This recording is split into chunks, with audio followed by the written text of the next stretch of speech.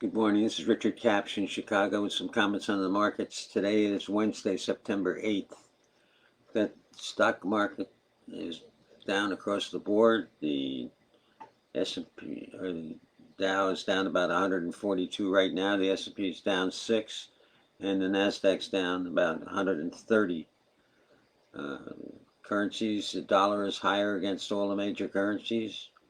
Crude oil is about $1 higher, maybe 2/3 of a dollar higher. And gold right now is down about $8 to about $17.92. The big factor today, we're seeing a number of investment houses in Wall Street starting to caution investors about their long positions.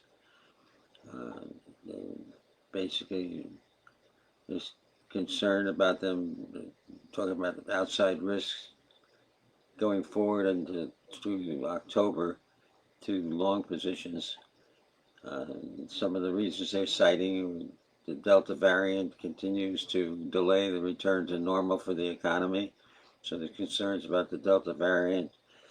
They're expecting policy debates going as far as Biden's $3.5 trillion budget. They expect a lot of debates to start to cause some investors to back off. And also looking at the current bullish to bearish position right now, there's the bullish to bearish positions about 10 longs versus 1 short, so it's heavily long and way overbought, and there's expecting a correction in the market. So the other thing we're seeing is a rotation out of tech stocks into the fundamentals. However, with everything down, it's not supporting the market. Goldman today cut its forecast for 2021 GDP growth for the year. Cut it to 5.7% this year from 6%, so that's also negative. So a lot of factors weighing on the markets today, and we look for the market to continue lower for the day at least. And the currencies, other than the dollar gaining on the weaker stocks, there's some bearish news out of Europe. Germany reported ZEW survey. Economic expectations fell 13.9 to a 1.5-year low of 26.5. They had expected a level of 30.3. So concerns about European growth. The other factor that's generally positive, though, the Eurozone second quarter GDP was reported as coming out at 2.2% quarter on quarter and up 14.3% year on year. Had previously reported at plus 2.0% and 13.6%. So that's mitigating the loss a little bit. But generally, as far as the currency is concerned, with the weak stock market, look for the dollar to gain and the European and the Japanese yen to go lower.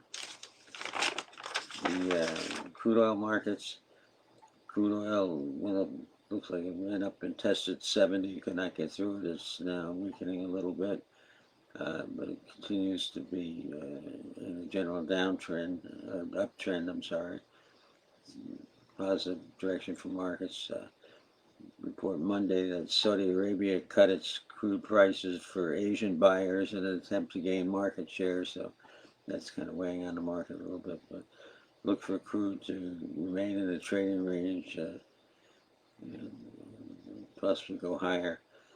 Gold market, gold was in the trading range. It looks like it finally it's attempting to break out. It dropped through the $1,800 level, got down to the high 1780s. It's now trading about 1792, but I think gold can go lower over the next few days. As far as economic data is concerned, it's a very sparse week as far as numbers are coming out. We had nothing Monday or Tuesday. Today, this afternoon, the Fed will release its beige book. That'll give me some indication of what the Fed's thinking about the economy. And then the only other thing this week is Friday. We've got producer price index.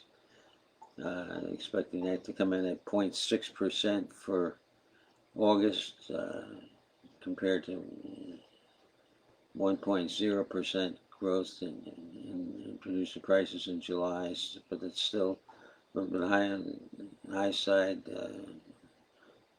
contributing to increased inflation.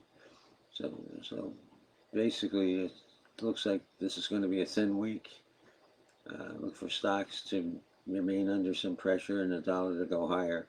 And that's about all we've got today on the markets. We'll talk to you again on Friday. Thank you.